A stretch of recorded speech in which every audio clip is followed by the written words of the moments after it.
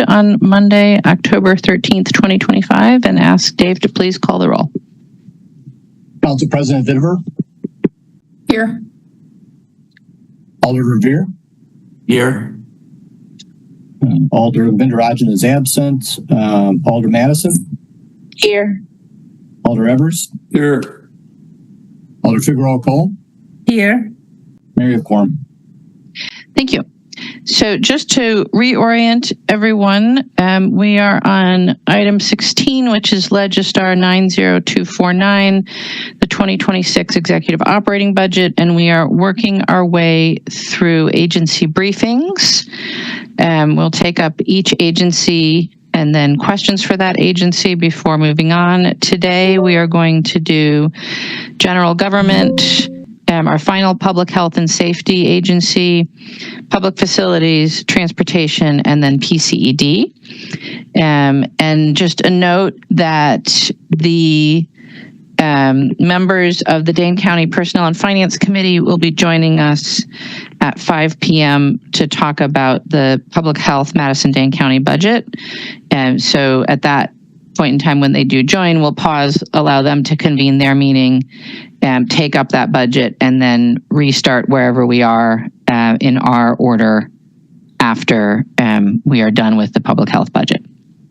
But our first agency today is the municipal court, and we'll welcome Judge Koval. Thank you for joining us for our budget process again, Judge, and I will hand the floor over to you. Thank you, Mayor, and good evening to everyone. As you can see, our budget, it's a cost to continue budget. There's no additions to the budget this year. We're going to maintain the current levels of service with the same budget we have currently. As you can see, our budget is comprised primarily of our staff compensation and purchase services for things like our court software program, security, and postage, of course, and also the county rent for the space. So if anyone has any questions about the court budget, myself or the court administrator, Christy Zamber, are available to answer any questions. Thank you. Thank you, Judge. Are there any questions for the municipal court? Alder Revere?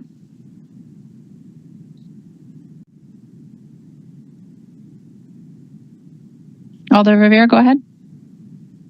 Thank you, Mayor. Yep, thank you very much, Mayor. Welcome, Judge and Christy.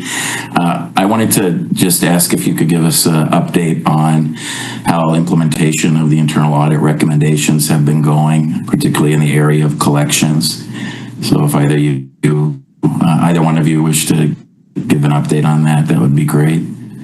Sure. Thank you, Alder. I'll let Christy respond because she's the point person on that issue. Mm-hmm. Yep. So just as it was previously, we're continuing to send past due cases through the most efficient collection programs that we have. Sometimes that's determined by case type.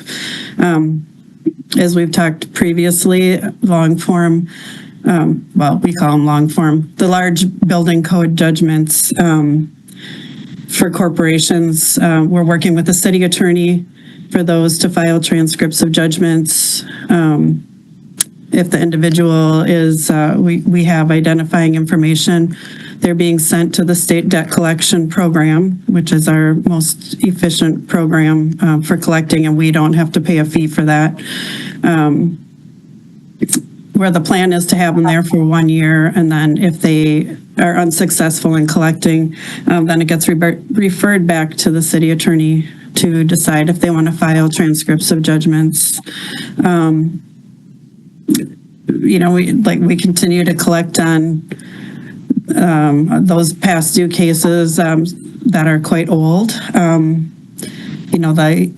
The audit for that period of time from 2019 through mid-2023 showed an outstanding collection balance of $11.75 million. Currently, that figure is now reduced down to $7.89 million or thereabouts. Certain factors can affect that, especially for those larger building code violations. For example, our top 5 judgments right now, just 5 cases account for $9.8 million. 2 of those already have transcripts of judgments filed. One of those cases is at SDC, and the other 2 are either not due or they're waiting. We have to wait 90 days, so we're waiting for that period of time to pass where it's eligible for collections. So we're staying on top of it. You know, as you know, we can put forward all our best efforts. It's really up to these programs to go after people for what they owe if they don't pay timely. And as always, the court is willing to work with people to get their forfeitures paid, whether that be a payment plan. People can request community service. We try to work with people as much as we can. Thank you very much for the comprehensive update, Christy. Just one follow-up question. Do we still utilize private collection agencies at all, or does the Department of Revenue handle everything at this point? Well, the Department of Revenue, if we're able to refer a case there, we will, because they have all of the tools that they use to collect delinquent taxes from people, whether that be a levy on their accounts. They will set up payment plans with people, but they have more tools in their toolbox, if you will. Certain cases where we don't have identifying information or other criteria that aren't met, we can send those to a private collection agency. But we try to avoid that because there's a commission fee that the city has to pay, whereas that state debt collection program is free to the city to use, and it also, through their assessed fees, gets money for the state. So we are sending a small percentage to collections, but we try to avoid it. I understand. Well, thanks again very much for the update, Christy, and thank you, Dan. Thank you, Mayor. Thank you. Thank you, Alder. Any other questions for the municipal court? Seeing none, thank you, Christy. Thank you, Judge. We appreciate Thank your you. annual appearances here. All right, thank you. Have a good night, everybody. evening. Thank you. You too. All right, next is the Common Council office. And Karen is here. Hello, everyone. So, as you know, the Common Council budget does not ask for any new things, any additional things. One thing I want to be just a technical correction in the budget book. It said that we are asking for an additional Aspire intern, but I just want to clarify that it's an additional intern at the Aspire rate. So I am hoping to start the process for recruiting an intern to start in January. I'm hoping to start that process really soon, but just wanted to clarify that. And if anyone has any questions about the reallocations, the other reallocations that we've done, I'm happy to answer them. Thank you. Are there any questions for the council office? Well, President Bittever? Excuse me, Karen, I should know this, and I'm embarrassed that I don't, but the budget is with the new promotion that just occurred, that includes that?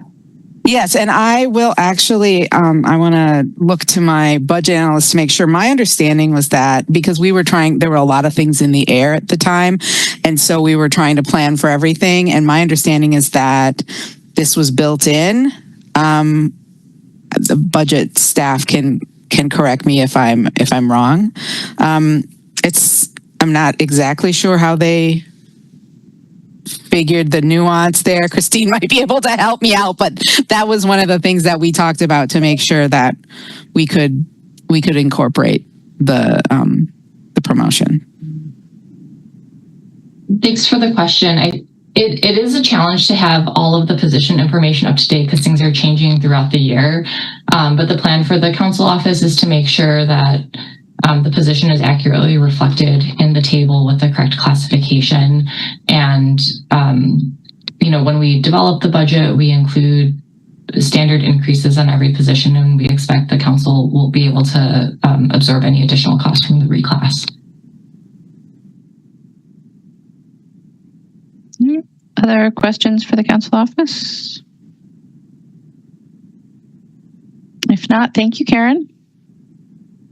Thank you. And we'll go on to the mayor's office, and Sam Munger is going to start. Good evening. Whoops.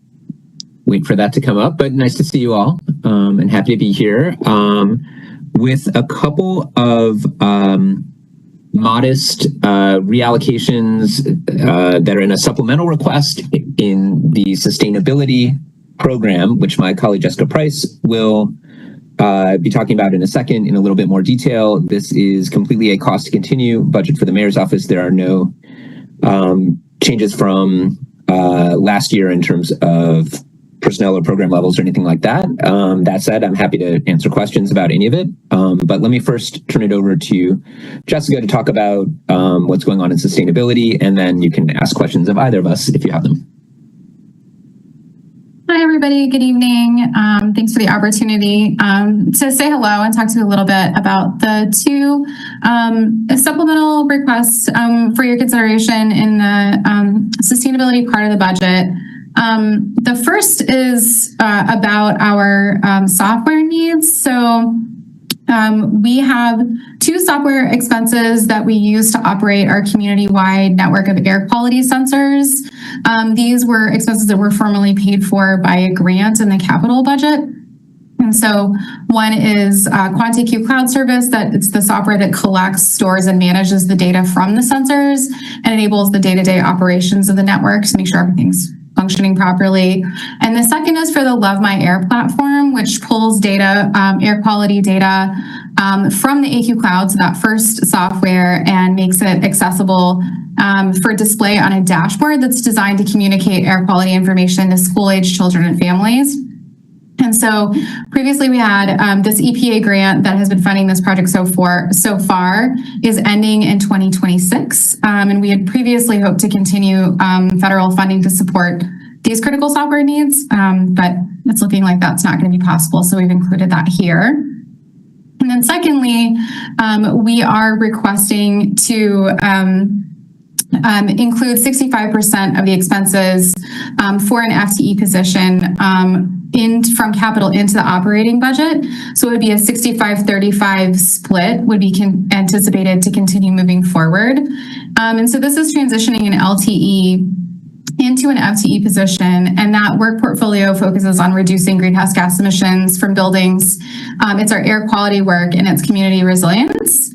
So this position is the team's lead on our energy efficiency and decarbonization work in residential buildings. They keep us on top of the state and federal programs in the space, and they work closely with our partners on the Efficiency Navigator program and others involved in this work. They also work to integrate sustainability into city programs like the Affordable Housing Fund and development of RFPs. Another part of their role is focused on climate resilience, especially concerning heat and air quality.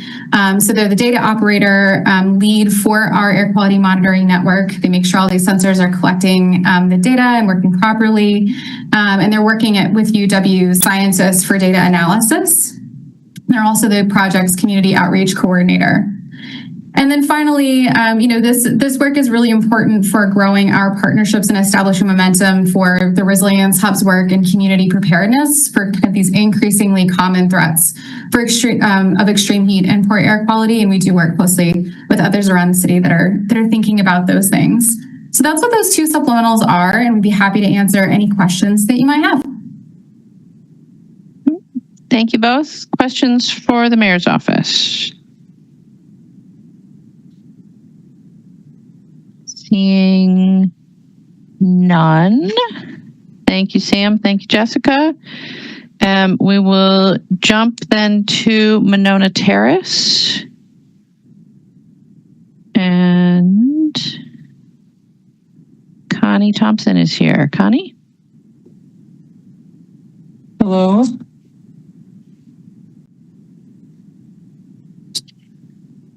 So we also have a flat budget. Our revenues and expenses are both up $310,354 to last year, or well, this year, 2025. So we're going to come in flat, and the increase in the revenue for 2026 over 2025 is due to a few better events that will produce more revenue, and then we had some offsetting savings on salaries. We did create an additional audiovisual position, but that will be the savings will be reflected in the hourly savings, so that offsets. So we plan to come in flat. And again, I'll remind everyone that our revenues, we have revenues, and we have a subsidy from the room tax fund, and don't require general fund assistance. And I'll answer any questions anyone might have. Thank you, Connie. Any questions from Monona Terrace?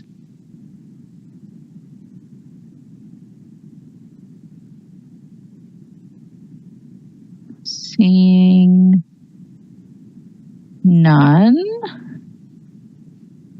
Then let's see if we can do the library in 9 minutes or less. Thank you, Connie.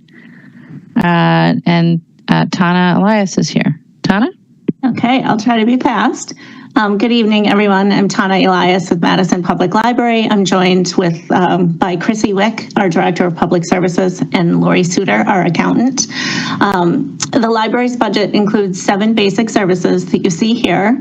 Our base budget included a request for services at a continued level, and some of the major reallocations there include changes across several services related to reclassifying vacant positions into new positions in different service areas, and most of those are intended to help us with the Imagination Center, so some of those system-wide impacts.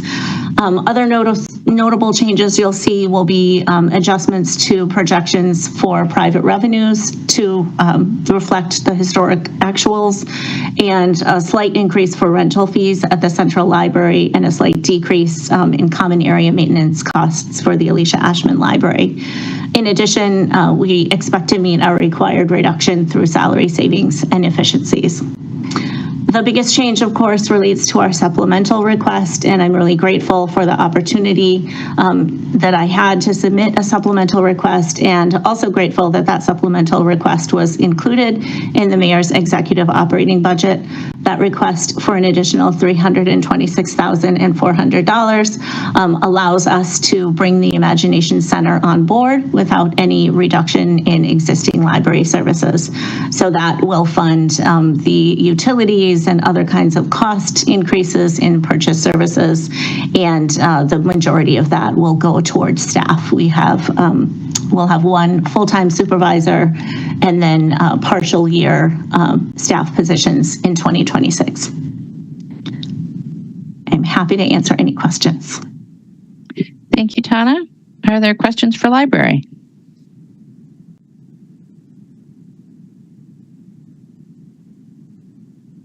Alder Madison? I don't have any questions, but I just like to thank Tana and the rest of the library staff for their overwhelming, just like, all the abundance of work and putting up with me, even though I know you all say you appreciate it. Some of transportation might take a minute. Is it the will of the body to stand informal, waiting for our county colleagues, or should we try and cherry pick out some smaller budgets that we could continue to go forward with? Take out some smaller budgets. Oh, sorry. President Bitterfer. Yeah, I was just going to say, how about parking? I don't know. Whatever might be least, you might judge, Mayor, of what might be least controversial. I will do that. And so perhaps, yes, let us go to parking next. And Stephanie Cox is here. Hi, everyone. I apologize for the voice. Lost it. I'm a little sick. So I will try to be quick. So our budget, I don't know if it's going to be shared. Here we go. So our budget was, I'd say it's a cleanup from last year. We're still working through, we did our reorg last year. So we're now working through cleaning up a lot of our service areas, understanding, what our needs are. So for 2026, we're maintaining the same service levels, but we made updates to revenue trends. So we did increase our revenues based on previous year trends. And we also are really trying to pull in that data to see what the true overhead cost is for each of our service areas, which we didn't really have before. So we made adjustments for that as well. We increased our building improvement budget just because we have some upcoming larger projects for next year for our facilities. And then we have 2 proposed reclasses that came out of after our reorg, 2 positions that we realized needed to be adjusted in the near future. Other than that, we do have one thing to note, the Lake Street Garage project.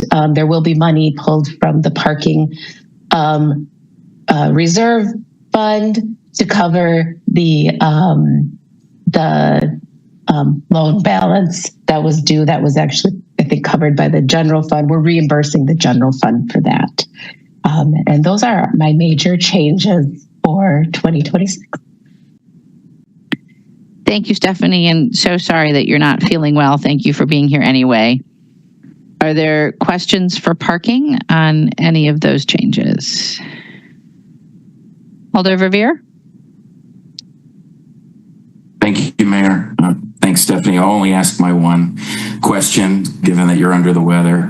And that is, could you share with us what the current approximate fund balance is, or reserve fund, what the current fund balance is and what your projections are? Yes, sure. This So executive operating budget next year. Yeah, it'll be just right under 17 million for the end for next year. And that's taking into account the 2.6 million paying back to the general fund. So we're doing quite well, because isn't it, I think at this time last year, you said it was about 17 million as well. Yes, we have seen some trend, we've seen. And it'll be 17 million. Yeah, we do have some large projects coming up that I think we will see in the next few years with our facilities that are going to cost a little more than we had used previously. So I don't expect it to maintain at 17, but we will continue to look at our rates and our fees too. So.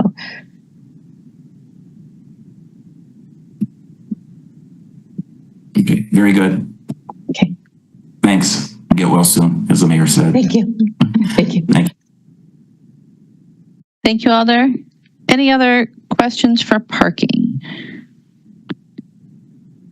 All right. Seeing none, let's try for traffic engineering next. And Yang Tao is here. Good evening, everyone. Thank you for the opportunity to talk about traffic engineering budget. And thank you for Christine to share the info. Yeah, I was trying to start mine, but thank you for doing that. So for traffic engineering, our total executive operating budget for 2026 is at about $12.2 million. And really it's a cost to continue budget, no major changes. The only couple of changes are one, we reduced the salary and benefits by about $500,000 to reflect, not $500,000, but yeah, $500,000, right? To reflect the current vacancy rate in the agency. And the second change is a positive one, and so that's increased the revenue projection for our rental fee for the fiber network that the traffic engineer maintains for the city. So those are actually the only two changes. So we'll be funding the same level to provide aid services for the city. That includes street lighting, signing, traffic signals, planning and data support, permitting, things like that. Bicycle pedestrian services, radio communications to serve many agencies, not just public safety, but public works and many others. Paper markings and also fiber network. So thank you. I'll stop there. Happy to answer any questions you may have. Thank you, Yang. Are there any questions for traffic engineering? Seeing none, then thank you, Yang. And I believe that our county colleagues have arrived. So Chair Veldran, I'll just pause and see if you want to call your portion of the meeting to order. Yes, thank you, Ms. Mayor. Chuck, can you call roll? Yeah, Chair Veldran. Here. Supervisor Brower. Brower here. Supervisor Erickson. Supervisor Glazer. Glazer here. And Supervisor Smith. Smith here. Supervisor Kemp.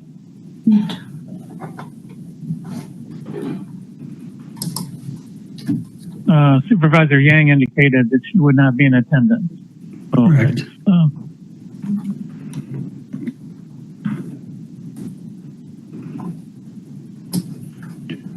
We have quorum. All right. So we're here in a shared meeting of the City Finance Committee and the County Personnel and Finance Committee to hear a budget briefing from our Public Health Madison and Dane County. And I believe we have public health staff here. We have Janelle Heinrich, and it looks like maybe a few other folks as well. So Janelle, I'll turn it over to you. Sounds good. Thank you, Mayor. Good evening, everyone. The this may be a bit redundant to what I've already presented, but just to the county board, but just in a bit of a different format. So in front of you, you'll see an overview of the entire public health budget. As a reminder, we are funded, our levy is shared 56% by the county, 44% by the city, and then the remainder revenue comes from grants, fees, and other smaller amounts.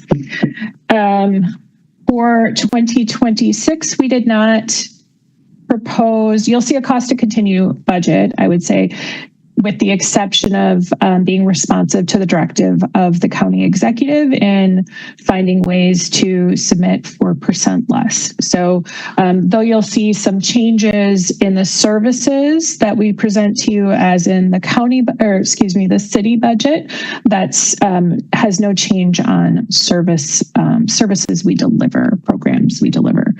To achieve the 4% reduction, we started by looking at county only contracts and are putting forth a recommendation to eliminate $175,000 combined in county contracts. And then we were able to find additional savings to achieve that 4% or $537,000 reduction through other program savings, such as savings related to the well water testing program, to the LTE of hourly wages and other conferences and training and miscellanea to achieve that 4%. We're also asking for approval to increase the fees in our license establishment program. We last did this in 2023 with a 20% increase, and are asking to increase a 17% for a 17% increase for the next 3 years to support that program. That program needs to be entirely fee supported. And we do that as an agent of the state of Wisconsin to provide that service in Dane County.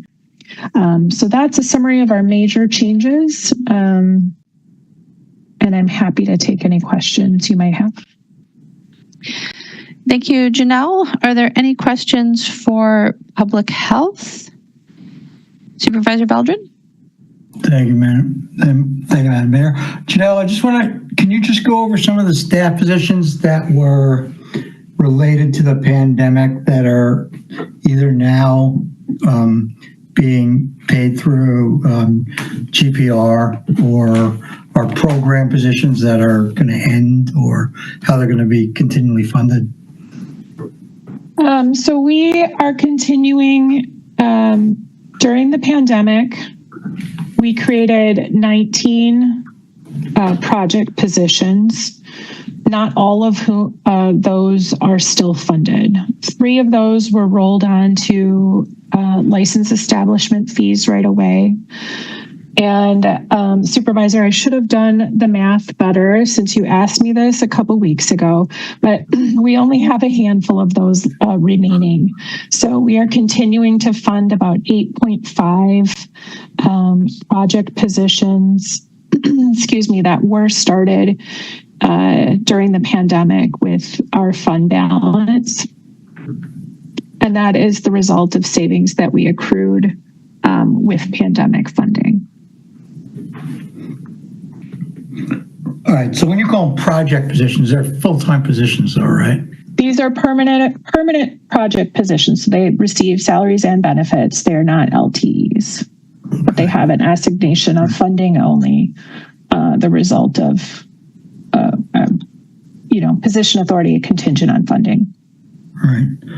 Okay, thanks. I have one more question, if I may. On those license fees you just mentioned, so you did 20% in 23, and now 3 years later, you're doing 17%. You mentioned the state in there. Is that part of the formula, or? We do have to pay the state supervisor, and I can ask Bonnie Armstrong to jump in and answer more questions since she knows this program far closer to the back of her hand than I do mine. But yes. So Bonnie, do you want to come in and, I know you're here. Yes, I can answer that. To answer your question, this fee increase is unrelated to the fee increases that also have incurred because of what we have to pay extra to the state. They're increasing their fees 1% each year, and that's adjusted differently than through this increase, but that's all part of our budget. This increase is more related to the cost to continue, and it covers, the staff salaries, the step increases, the anticipated promotions within that program, and also the benefits that, are increasing for all of us. So because we're 100% fee funded, we have to figure out how to cover those costs. And every 3 years, we're likely to be here with a % increase, but we work really hard to make that % increase be just what's needed. And then just a reminder, when we did the 20% increase, we were 8 years behind at that point because we had tried to do an increase in 2020 and quickly reverted back because of COVID. So this is still a little bit of catch up. We still are at this point with the 17% over the next 3 years breaking even in that program because of that 8-year period of time from 2015 to 2023 when we had not done any fee increases. That's not a good way to work forward. And so it would make a lot more sense for us to come in with lower % increases for increments of time, like a 3-year span. And then just another reason why we try to choose 3 years over 1 year is actually a lot of work within our IT system and to do those updates with those fee increases. And so it's most efficient and effective if we can do an increase that spans a period of time, like 3 years. And the last one was, so that was catch up from how far back to 20? Was that before 2020? Right. We had a fee increase in 2015. 15 was last. And then we did a fee increase in 2020, but that was in the beginning of 2020. We quickly reverted back as COVID hit. And then even during that time, we gave back COVID credits to operators because we were busy, working in that COVID response. And so then that meant in 2023, we had to go to 20% increase. That actually was less than what was needed. And we're here again with a 17% increase. But that will cover us. We're very confident that will cover us 26, 27, 28. And then we'll relook at it again, just like we always do, and have a fair increase for what's anticipated forward. Okay, so is that spread out then, the 17 over the 3 years, or how does that get? It's 17% each year. So 17% each year. And again, we did look at if we were to increase it incrementally over the years, I think it comes out something like 9, 10, and 11% over the 3 years. The problem with that is it takes an appreciable amount of IT time and staff time each year to make those changes within our system. There are so many different categories. So it's not the most efficient use of our time. So we would prefer to do a flat increase versus incremental. All right. I mean, this just seems like a lot. Yeah. I mean, I'm looking at the other side of this. Yeah. And this seems like a big cost increase 3 years in a row to do 17. Right. I understand city costs, but I'm looking at the other side, and that's pretty big. It is, but we have a lot of increases in our benefits and just the cost to continue. So it really is real. But again, it still is somewhat of a catch up from that 8-year period of time, when we hadn't done those fee increases. Okay, it seems like it's just a lot of burden for other establishments. Thank you. That's all I have. Thank you. Thank you, Chair Veldrin.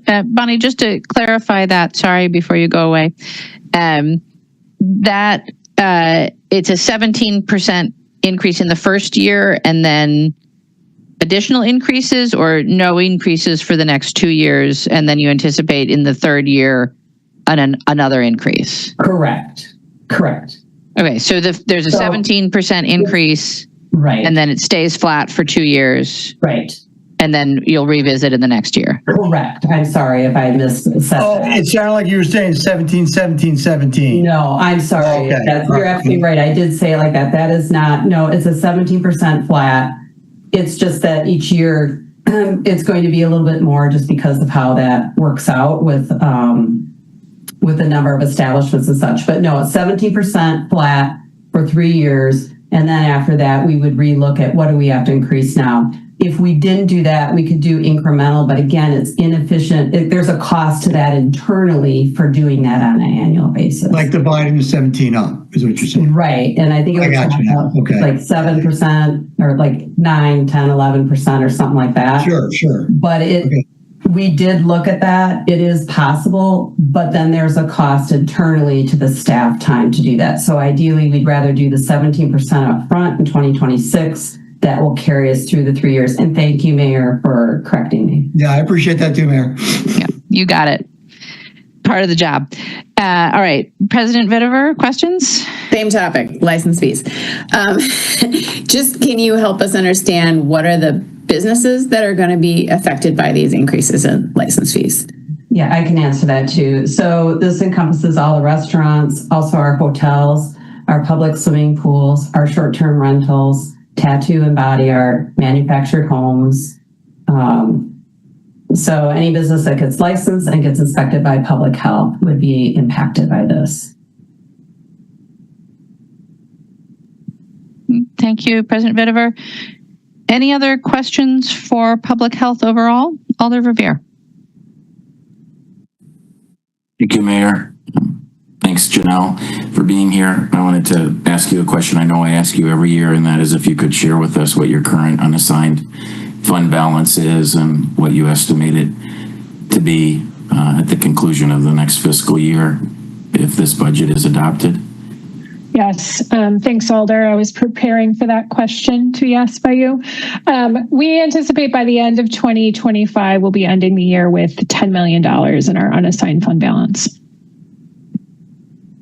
And you said the end of this year, correct, Janelle? Correct. Yes, the end of 2025. We're projecting 10 million.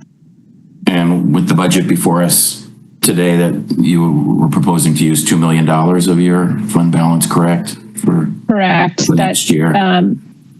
Yes, that's about 2 million that will support some of those staff positions I mentioned, as well as levy offsets from the city and the county. And then do you have an estimate for us approximately what the fund balance might be at the end of 2026? I did not bring those numbers forward, but if I recall, we were not thinking it would be much below about 8 million for right now. Okay. Very good. Thank you. Thanks very much. Thanks, Mayor.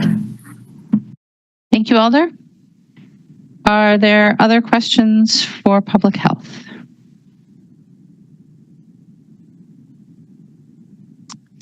Seeing none, and we'll thank our county colleagues. Chair Veldern, do you need to do anything to adjourn? Yes, thanks, Mayor. Can I just get a motion to adjourn? So moved. Who was that? Smith?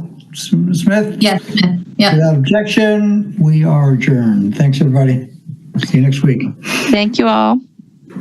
All right, then we will reorient back into transportation, I think, and see. Let's see if we can go back up to Metro. I don't think Metro is ready to go yet. Oh. Eric is having to be remote today, and he said he would not be ready until 5:30. Oh, he's there here. he is. There he is. Are you ready, Eric, or do you need a minute? No, I'm good. Thank you very much. Can you hear me okay? Yes. Okay, good. I'm at a public library in Beloit. It's very nice. We love our libraries. We do, very much. Well, good evening, everyone. I was waiting on Christine there for a second. Thank you, Christine. So the Metro Transit 2026 executive budget. It's a lot going on with this budget, but as far as service level, it's a continuation of services from the 2025 year. I do want to highlight there's a expansion budgetarily on service, but based on the continuation of service into Verona that started in August. Other than that, service hours very commensurate with 2025. The aggregate budget is predominantly personnel based. 70+% of our cost or personnel, over 500 FTEs, 507, included in the budget. The I think the big story within the supplies and services area is paratransit drives a significant component of the $12 million of purchase services, over $5.5 million. And then within supplies and services as well, the utility costs are significant and continue to be a challenge. As I think everyone knows, inflation is real. Inflation is very real on utility cost for certain. And then bottom line revenues. So the net to the city, the $84.6 million in total spending in the executive budget,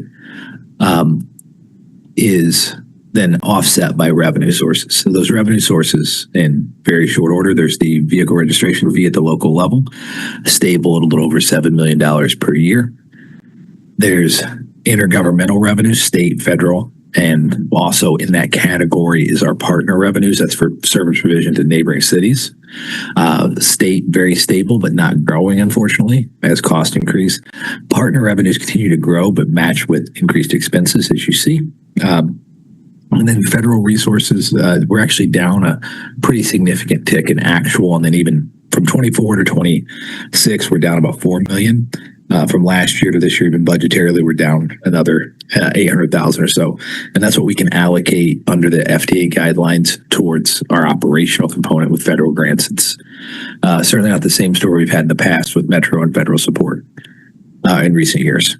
And then charges for service, that includes all forms of charges for service. This does include partner agreements. I want to highlight this difference. Partner agreements with the UW and MSD as it relates to ride cards, ride passes, those type of things. In those areas, we're optimistic that the revenue numbers can be hit moving forward. There's a lot of good signs in the underlying ridership data, especially when you get into the way we're counting our riders now and the technology being used. I think we're seeing real growth across the system, and certainly that's a good sign. We do hope and expect revenues to correspond to that in the future and get closer. As an example, 2024 actual charges for services are about 10.1. We are budgeted at 13 next year. We're projecting right around 11 this year. So it's a growth, but it's not. We'd love to see more, but it is kind of where it lands now. And then the bottom line of all that, after you net off the total expenses, you net off all those revenue sources, is the general fund support for Metro Transit. This budget includes the executive budget includes $24.97 million, which is a significant number. It's right at a $6.5 billion increase from the 25 budget. And that's a real serious percentage, but that's really, like I said, expenditure growth is a part of it. Inflationary cost, staff cost, catching up with the recently adopted Teamster contract.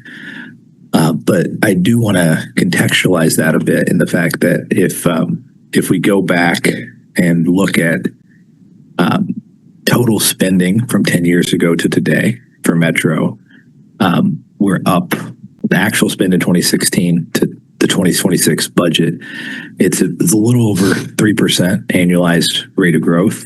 And then additionally on the levy, direct levy support, it would be annualized at about 5.5% from that same 10-year period. And that's with a service redesign, significant service hours increased, the BRT launch, and significant expansion to services across our neighboring communities. So I think that's a lot of what I've learned in the last 5 months in this role. And I'm very confident for you all that this budget cleans up a number of things that weren't necessarily perfect, and not as perfectly like it's still not perfect. I shouldn't say perfect.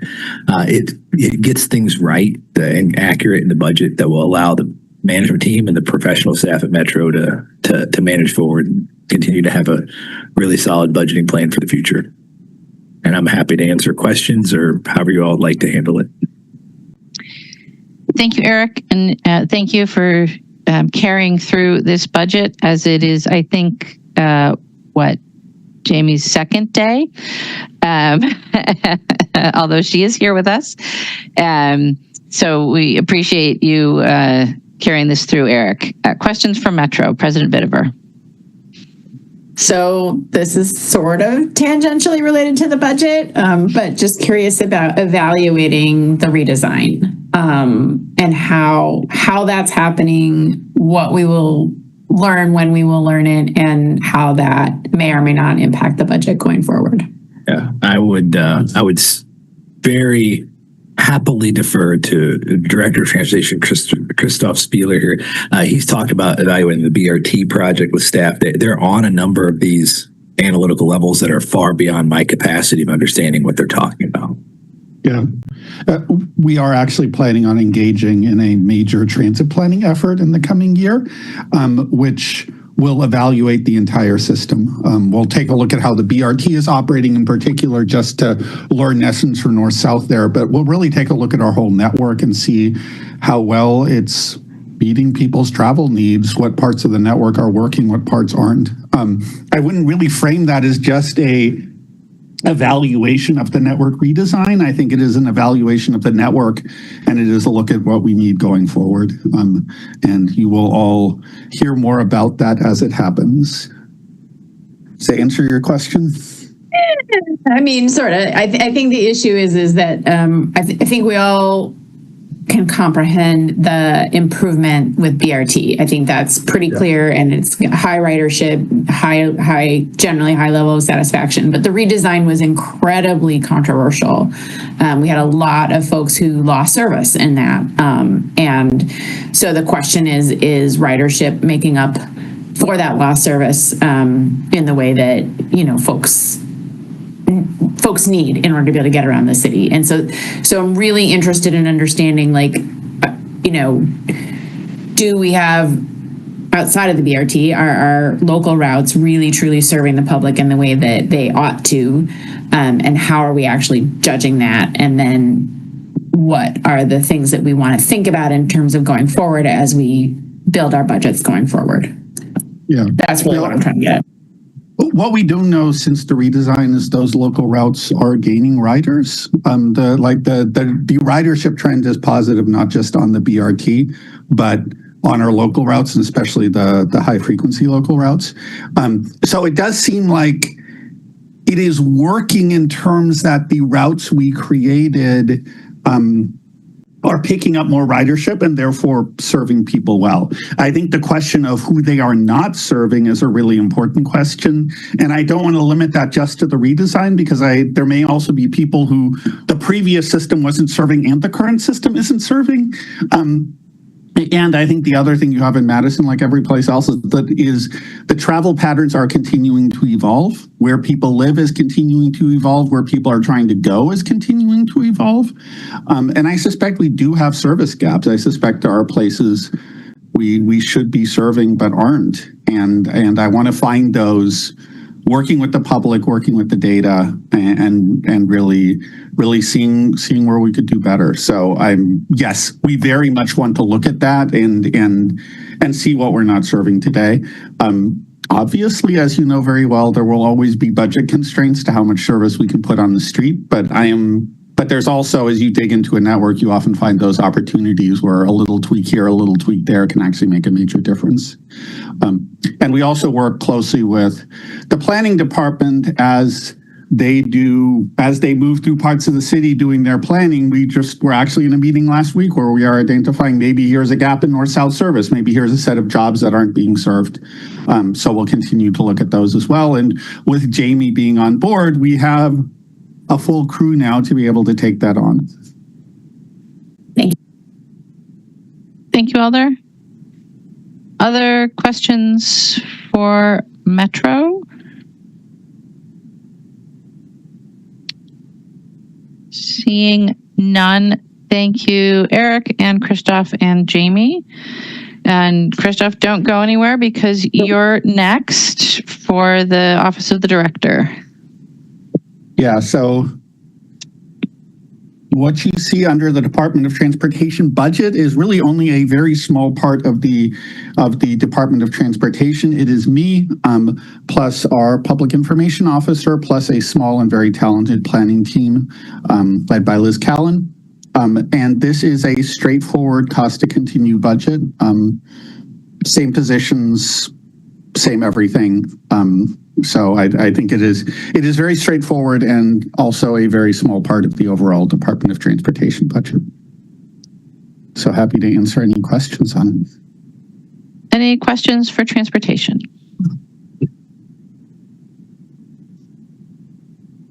Seeing none. Thank you, Christoph. And we are on to Planning, Community, and Economic Development. And first is building inspection. And Matt Tucker is here. Good evening, all. So with building inspection, with this budget year, we have a cost to continue basic services budget. Not much too exciting here. The one change we made was in home and property. We moved 10,000 over to cover rent abatements cases. We had an uptick in rent abatement cases, and so we needed to account for that this year. And so that's about all. Not too exciting. Questions for building inspection? Alder Verveer? Thank you, Mayor. Hi, Matt. Hello. A couple questions. First, could you share what the experience has been having that new zoning position that you had been leaving vacant for I forget how long, and moving it over to zoning in terms of improving efficiencies with especially staff sign off on development projects? Well, at this time, we're still training that individual, so I can't say that we have had a shortening of the development review process. That person is handling a fair amount of sign permits. One of the things we do is do sign permits, and those things sort of can take time, and we have improved our response time on sign permits. So bringing that person along, training them, they've been in the position, I believe, for four-ish months, 5 months, and starting to see some positive results there. Well, that's good. When do you think that they'll be able to do more beyond the sign code work? I mean, there is all the basic stuff that's happening, like site plan review, people that are coming to the counter to pull permits, and the individuals helping out with all of those things. We're kind of in a bump of all the code amendments and other things that we're working on, so we don't have like a real read on how we are just spreading out our response to all of our services. It's just been a very, very, very busy summer for us. But I mean, we anticipate these are the types of positions that we anticipate we're probably going to see a real impact or have a real measurable opportunity about a year after the person is in, so you can compare it to previous years.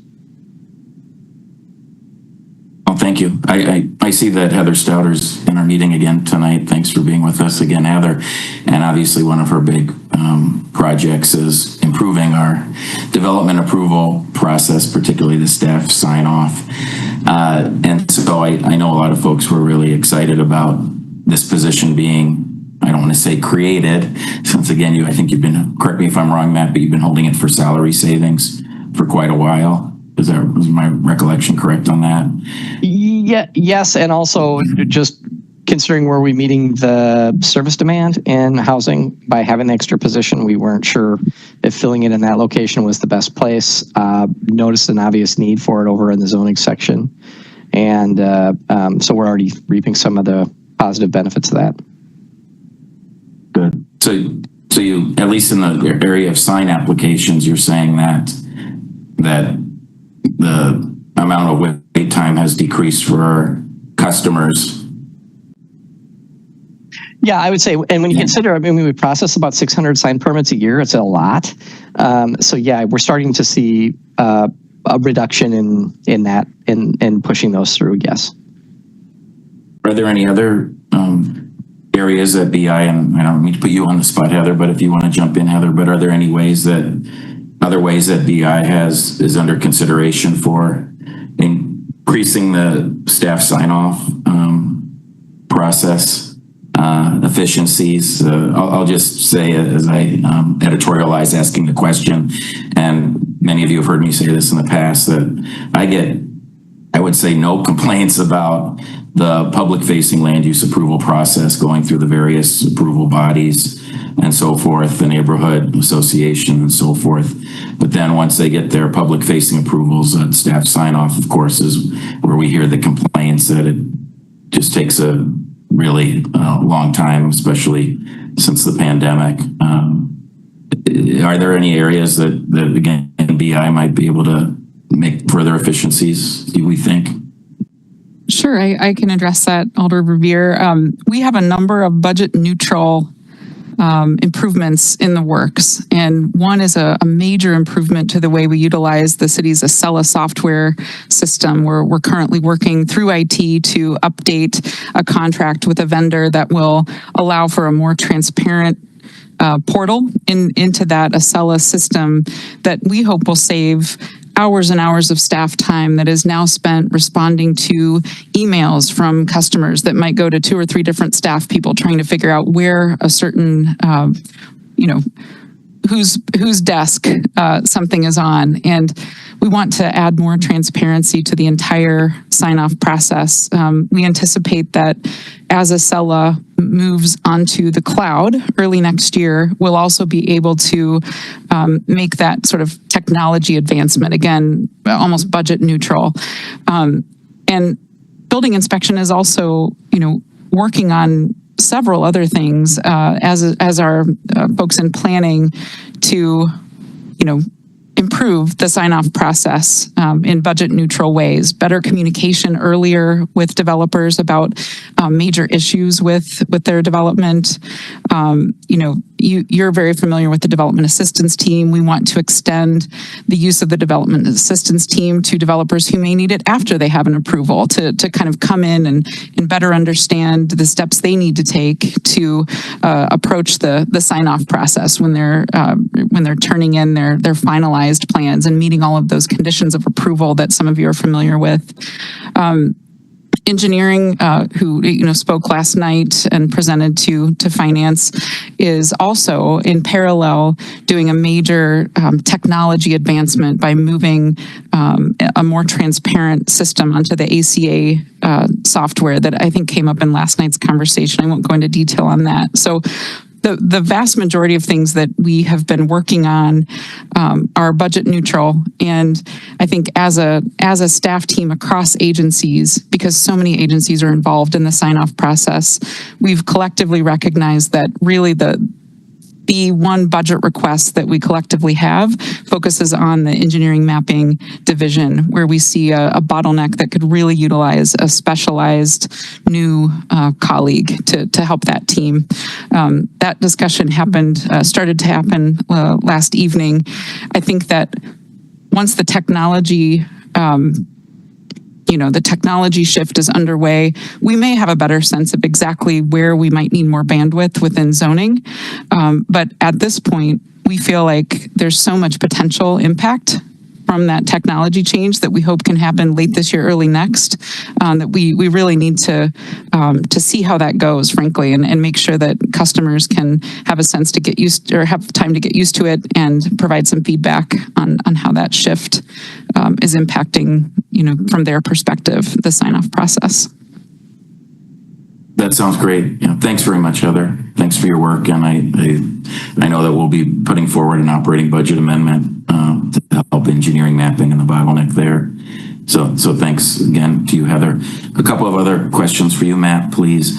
With the new position in zoning, that position, again, correct me if I'm wrong, I've said it a couple of times now, was a vacant position. So in terms of our responsiveness for minimum housing code, for example, complaints, that hasn't suffered at all, right? It's not like you moved, I don't want anyone listening to think that you moved a building inspector from doing minimum housing inspections over to zoning to handle sign applications.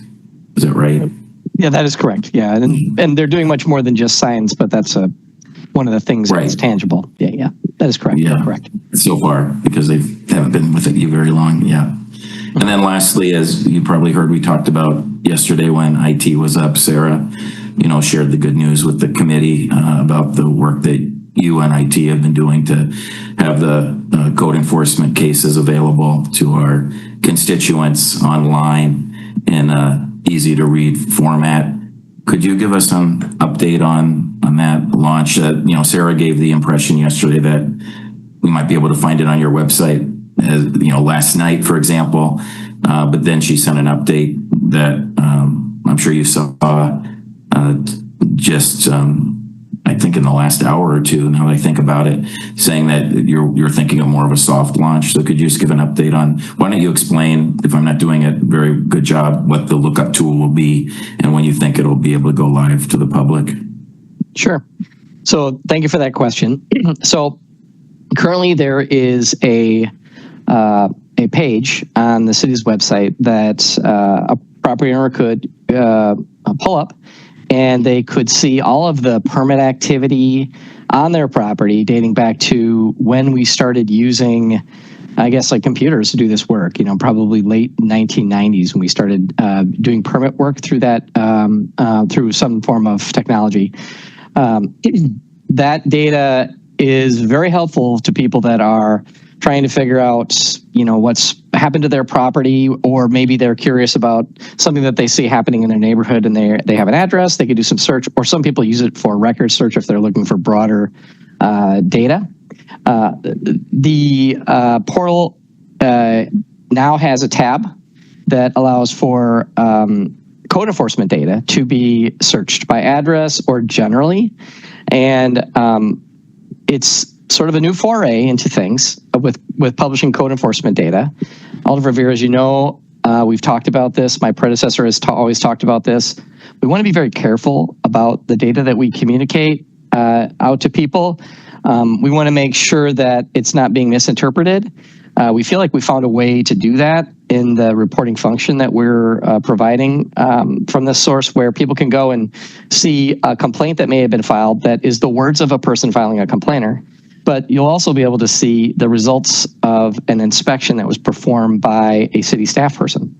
So some people can say something, and our person is going to translate that or put their words in about what they observed and the status of that violation, if it was a violation, or non-violation, if it was a non-violation moving forward. I think it's going to be a good requested source for folks that want to find their own information about code enforcement data. We do that work today usually when people call us, or sometimes people can come in and see that at our public terminal in our office. It's not very easy to get to. This will be a nice change to that effect. I think it does need a little bit of work. We've been futzing with just a few of the minor tweaks that come with a tool like this, just to make sure we're publishing the right data, making sure people can get at and see it in an easy way. We don't want to have people taking multiple clicks and going very deep into something to try and find some basic information. But so far, we're quite a bit ahead of this because we have the portal in place and it's there. And what we will be doing is doing a press or some kind of a public release when we're going to let this out for the public to be fully aware. We think it's good to go, but if people want to go play with it, it is open today and accessible. And you anticipate the public launching, if you will, where James will help us with the press release at a minimum, that would likely be in a few weeks, I think is what Sarah had said. Sure. Mm-hmm. Or sooner. Okay. Does that sound good to you? A couple of weeks or no? Yeah, as soon as we can. Okay. Sounds good. Well, thanks so much. I appreciate your work on this the last few years of me nagging and so forth. So I'm really excited to see it now come to fruition. I appreciate it very much. Sure. Thanks again, Matt. Thank you, Mayor. Thank you, Alder. President Vitiver, questions? Matt, you mentioned rent abatement work. Can you just talk a little bit about what is building inspections role? What do you do? And then what is it that is the impact of that for the community? Sure. So the city has selected a series of types of violations that are abatable by the tenant. And I'll explain what that means. If they're not resolved within the compliance timeline, the general compliance timeline. And what this is a way that a tenant can apply to have their rent reduced if a violation is not corrected in the time frame that we establish in our office. So there's a system by which percentages of rent, once the tenant provides us what the rent is. Oh, I should step back and say first, the inspector goes and finds that a violation that is rent abatement eligible has not been corrected. Then a process is started where we find out the amount of rent that the tenant pays, and they have the ability, or they're noticed, and they have the ability to apply for a reduction in their rent. There's also an appeals process. There's a hearing that has a hearing examiner that we hire for both the tenant and the housing provider potentially to participate on a limited basis in regard to the awards and the matters of rent abatement. Thank you, Alder.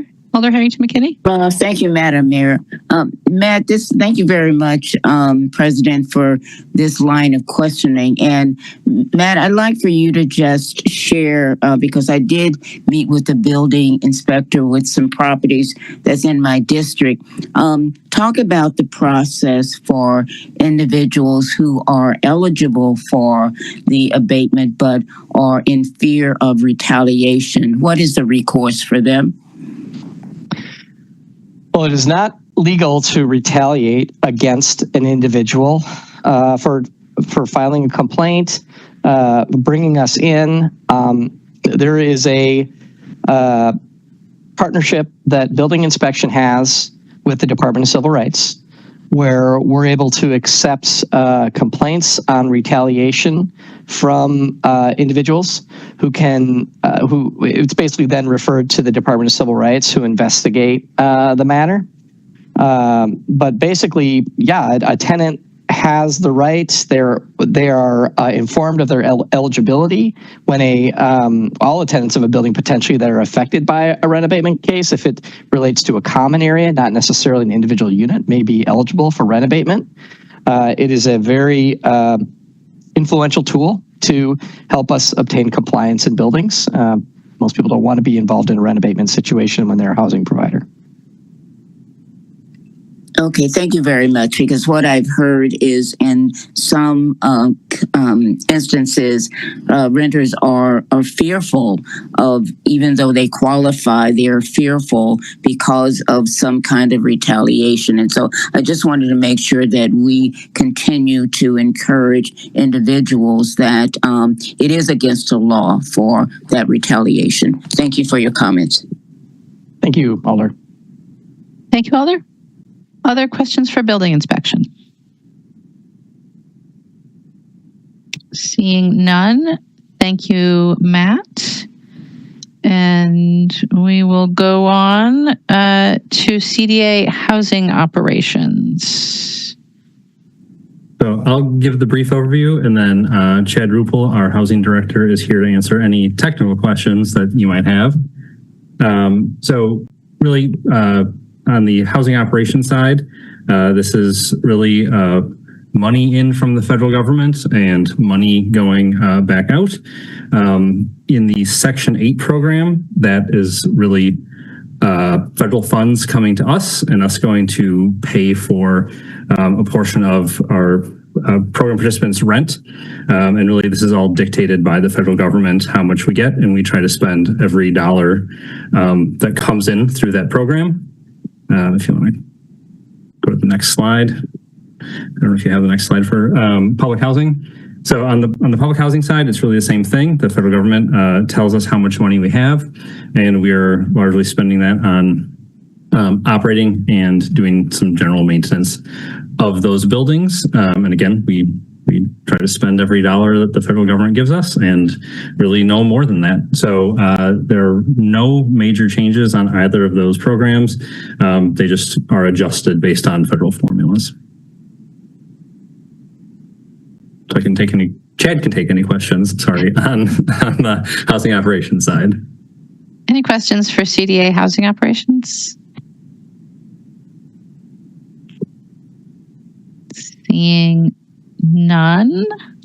Chad, you're off the hook.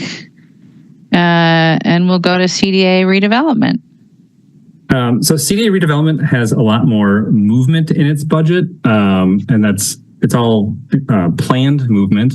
So a lot of that is when we do redevelopment, such as Park Badger, we end up fronting a lot of the pre-development costs on architects and consultants and things, which comes back to us when the building starts construction, and that rolls into more of a permanent loan on the capital side, but you'll see money going out on the operating side here. We also earn developer fees, which come back in.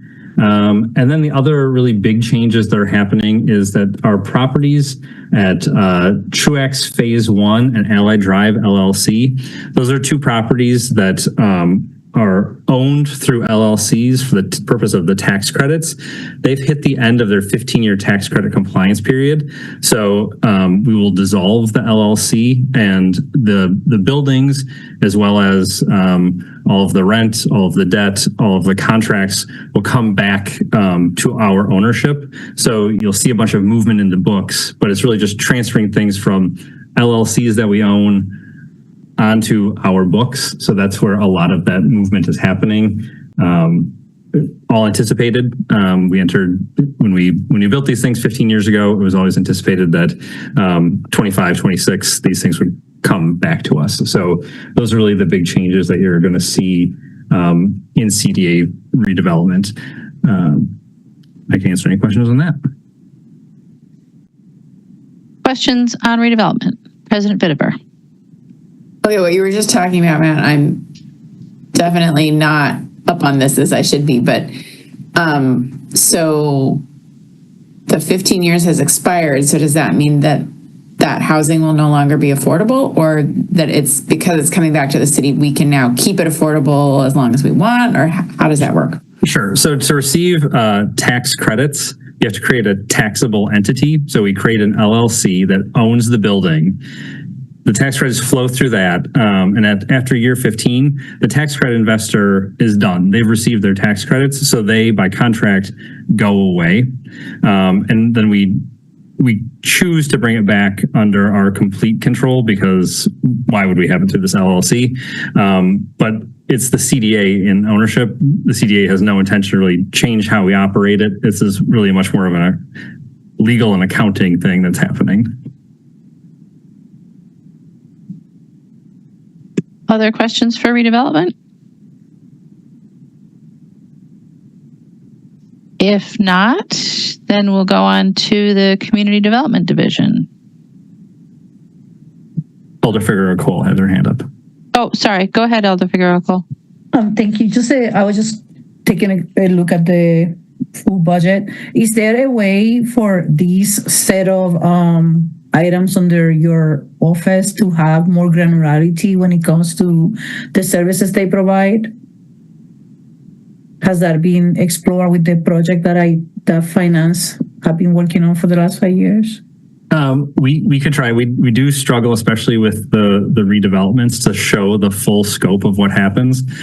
Partially because so much happens through the LLCs, you don't see all of the money and the things that happen in our budget.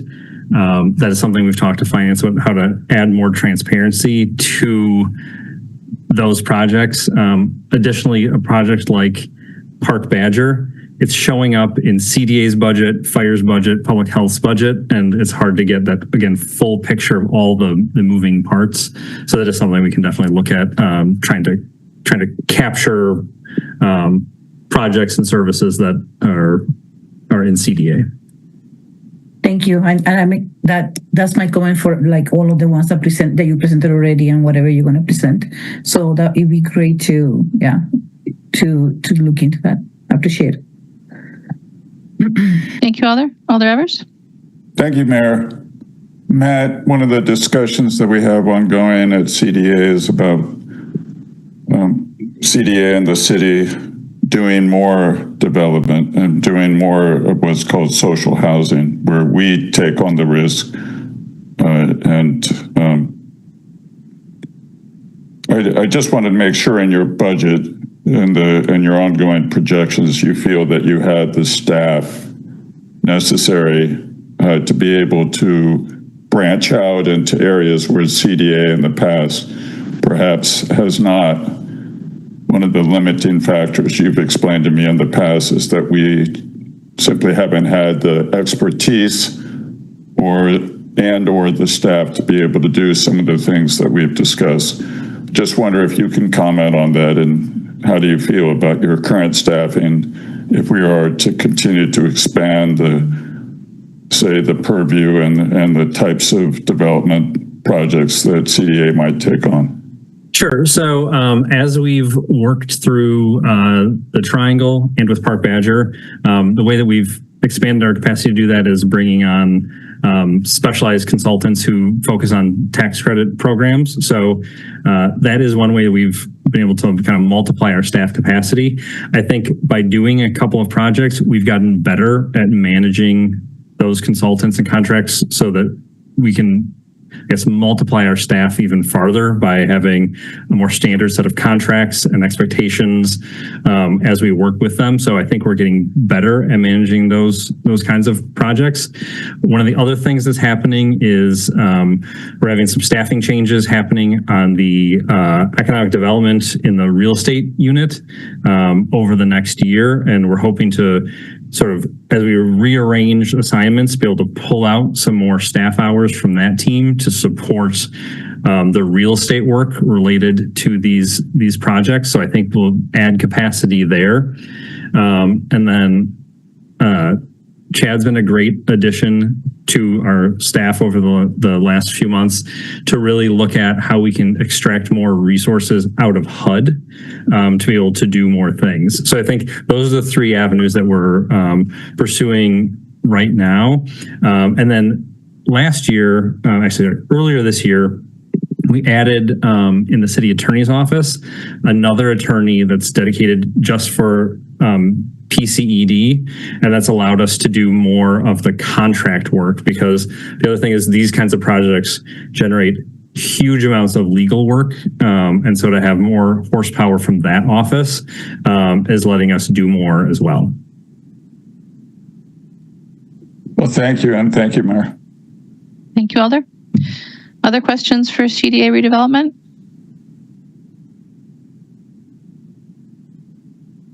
All right, then we'll go on to community development. And Jim O'Keefe is here. Thank you, Mayor. Hello, everybody. Just a couple of points that I want to mention about the Community Development Division budget. First, you'll notice that there is some evidence of contraction in this budget that really reflects the removal from the budget of one-time funding, the last of the COVID funding that has moved through our budget. Second, there is a change of funding source. We're swapping out money that from the Community Development Block Grant Fund that has over the years been used to support neighborhood center support. And we are filling that gap with levy funds drawn from homeless services, and then in turn using the CDBG funds freed up to support those homeless services contracts. So no change in spending, but just a transfer of funding from one source to another. Really, the big highlight in this budget is the $1 million that Mayor Rhodes Conway chose to include in the budget, our supplemental request to enhance the city's support for the men's shelter, which, as you all know, is under construction and scheduled to open next year. That will bring the city's total support, annual support for that operation to some $1.7 million, or a little bit more than 40% of the 4.1 million needed to operate that facility on a 24-hour, 7-day-a-week basis. So we, pending the council's approval of this request, we await action by Dane County, and then next week I think I mentioned at our briefing earlier this month, the Shelter Friends of Dane County will have their coming out, and they'll be the third leg of that three-legged stool to support operations at the shelter. So I just want to thank the mayor for approving that supplemental request, and it really gets us a long ways toward meeting the obligations that lie ahead. Thank you, Jim. Questions for community development?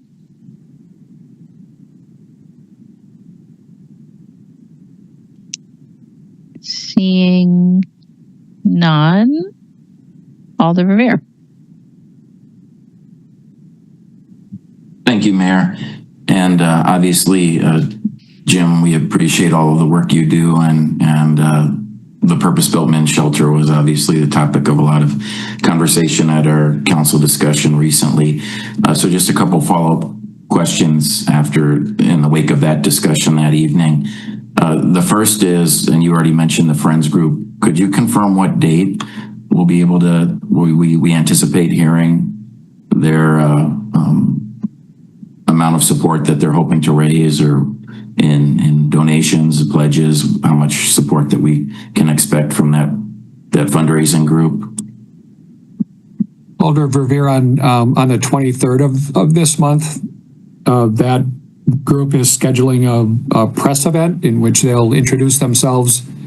The amount of funding that they'll need to raise is really going to hinge on the decisions that this council makes with respect to the mayor's request, and decisions that your colleagues in county government make with respect to county support. So the county executive's budget came up a little bit less than what we had discussed when we had our briefing a couple of weeks ago.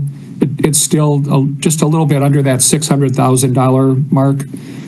We're hoping to do better, and understand that there are conversations ongoing with members of the county board to see if additional funding might be provided. But that's kind of the jumping off point from the Shelter Friends group, understanding what is going to be available from city and county sources, and then moving to try to fill that gap as best they can with private contributions.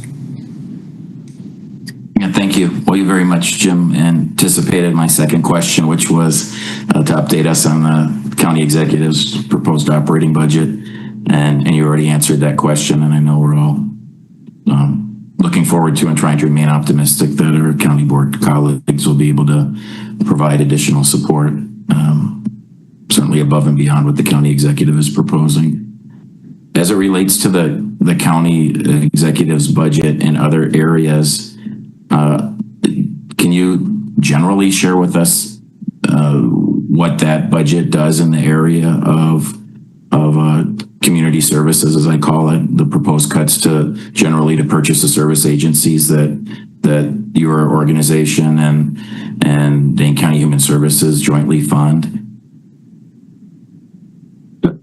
It is. I've not reviewed that budget, that executive budget closely, Alder Verveer, but it's my understanding that there's a general approximately a 4% reduction in sort of the equivalent of our purchase of service contracts line that I expect will sort of hit across the different program areas. Yes, I heard the same, but I wasn't sure if that was just across the board reduction for every purchase service contract proposed at the county, or if they prioritize certain services or not. Do you know that? I don't know that. It's my understanding, just based on conversations that we've had with county staff, that it's a general approximately 4% reduction. Reduction across the board for all purchase of service contracts. Thank you very much, Jim. Appreciate it. Thank you, Mayor. Thank you, Alder. Any other questions for community development? Seeing none, thank you, Jim. And we'll go on to economic development. We have Matt Mikolajewski with us. Good evening, everyone.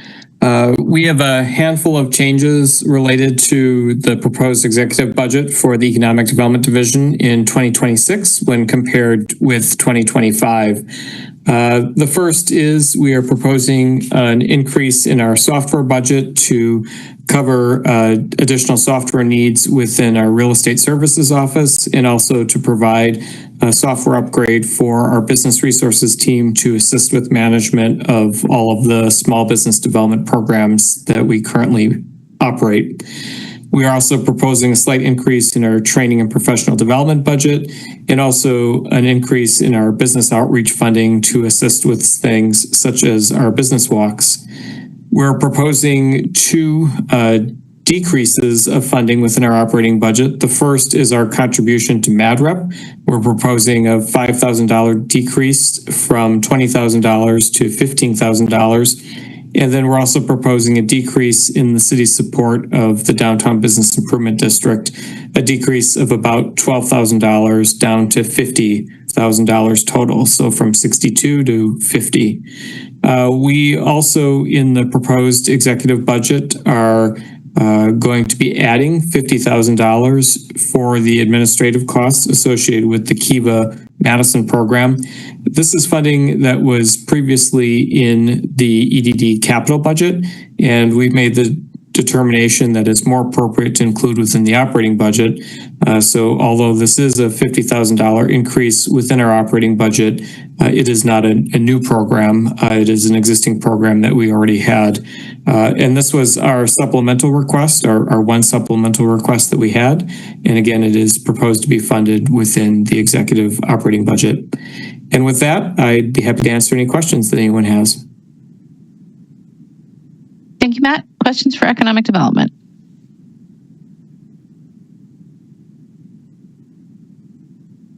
President Bidover? Matt, I'm just curious about the impact of reducing the funding for MadRep and the bid. Sure. I mean, starting with the Business Improvement District, the funding that's in our operating budget is used for downtown programming. We enter into a contract with the Business Improvement District every year that outlines a series of events and activities that the bid leads in the downtown. That work is scalable. So certainly by continuing to contribute $50,000, the Business Improvement District will be able to do some programming and some activation of the downtown with the funding, but it'll be less than what they were able to do with $62,000. In the case of MadRep, our contribution again, the past couple of years has been $20,000, and it's being reduced to $15,000.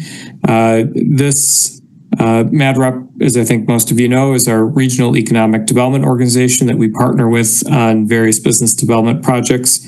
Certainly, a reduction in funding is a reduction to their operating capacity, but there are potentially other avenues that we can partner with MadRep moving forward. So, for example, we were contracting with them to manage our Business Ready program. So even though this is a proposed reduction, we do look to continuing to have a partnership moving forward.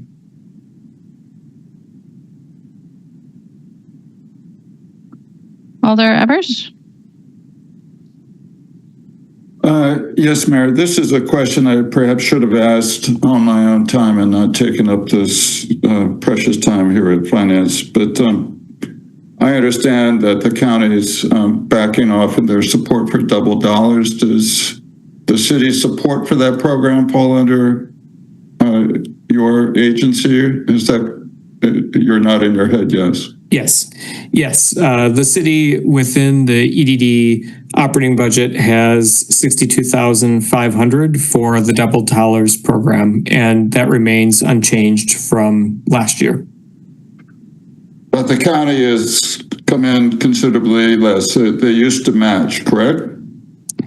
I believe so. The standard for them to match, and the executive budget, the county is not matching. They're only putting up around $10,000 this year. Is that correct? I'll be honest. I personally don't know how much is in the proposed county budget, but I do know that it has been reduced. Okay. All right.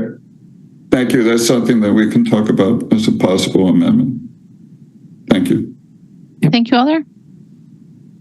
Any other questions for economic development? All right. Thank you, everyone. None. Thank you, Matt. And we'll go to planning next. Good evening, Alders.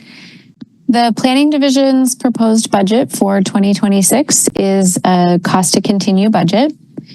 We are not proposing any significant changes to any of our areas, any of our services or majors. We have proposed one minor change in one of our areas for next year. With the flexibility to utilize 0.2% of the cost to continue savings for next year, we are allocating about $10,500 in addition to our anticipated budget for the area plans.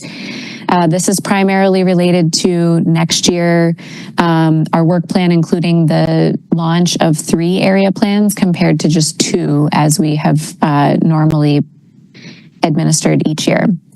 So this is still within the cost to continue the budget neutral framework, but is one small change within our overall budget.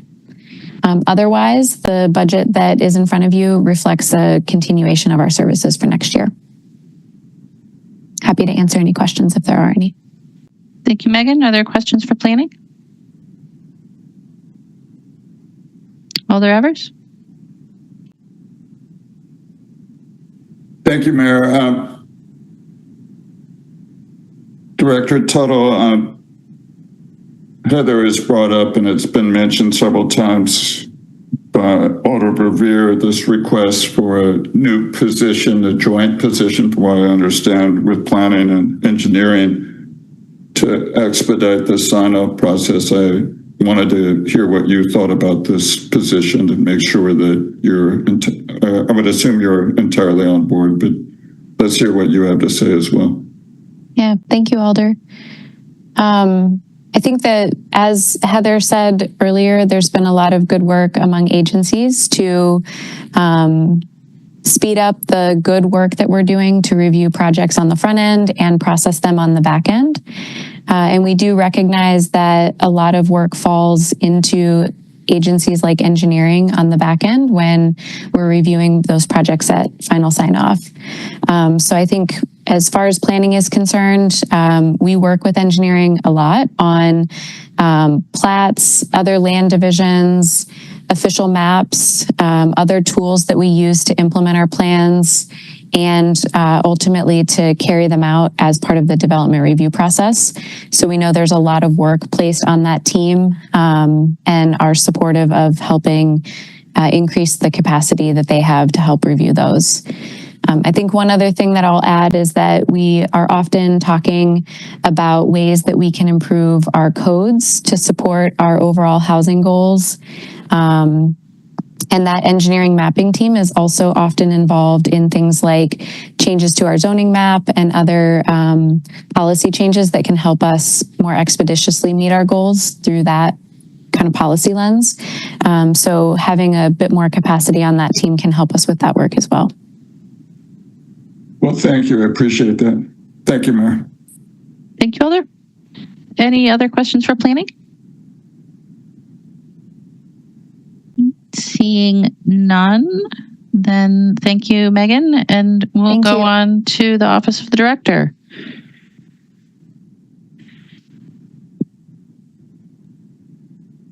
I'll hand this over to Heather to cover if that's okay. Yep.